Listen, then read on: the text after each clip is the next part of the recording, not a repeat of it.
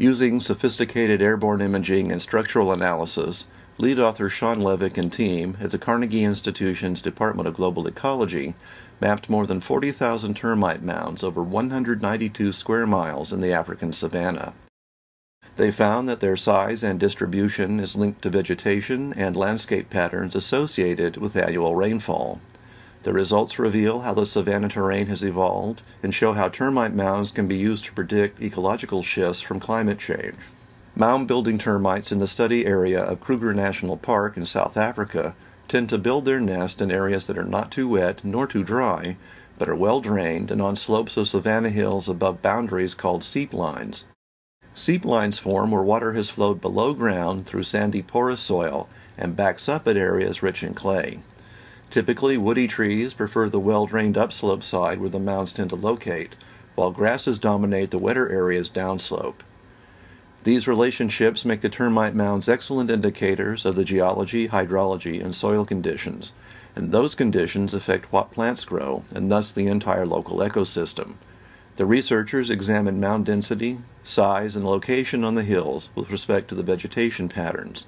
Most research into the ecology of these savannas has focused on the patterns of woody trees and shorter vegetation over larger regional scales. Work at the smaller hill slope scales has, until now, been limited to two-dimensional studies on specific hillsides. The Carnegie research was conducted by the Carnegie Airborne Observatory, or CAO, a unique airborne mapping system that operates much like a diagnostic medical scan. It can penetrate the canopy all the way to the soil level and probe about 40,000 acres per day. The CAO uses a waveform LiDAR system, light detection and ranging, that maps the three-dimensional structure of vegetation, and in this case, termite mounds, and combines that information with spectroscopic imaging that reveals chemical fingerprints of the species below. It renders the data in stunning 3D maps.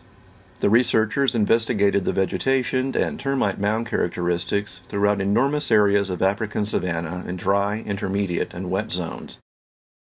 They found that precipitation, along with elevation, hydrological, and soil conditions, determine whether the area will be dominated by grasses or woody vegetation and the size and density of termite mounds. The advantage of monitoring termite mounds, in addition to vegetation, is that mounds are tightly coupled with soil and hydrological conditions and make it easier to map the hill slope seep lines.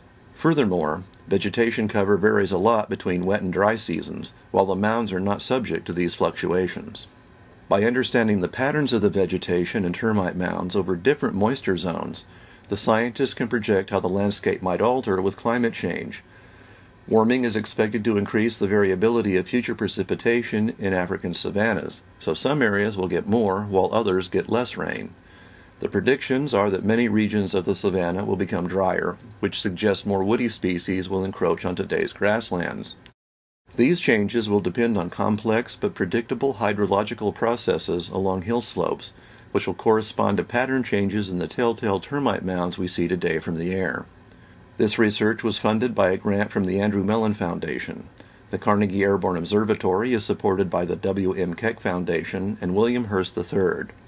Sandparks provided logistical support. The research is published in the September 7, 2010 Advanced Online edition of Nature Communications. This is John Strom for the Carnegie Institution.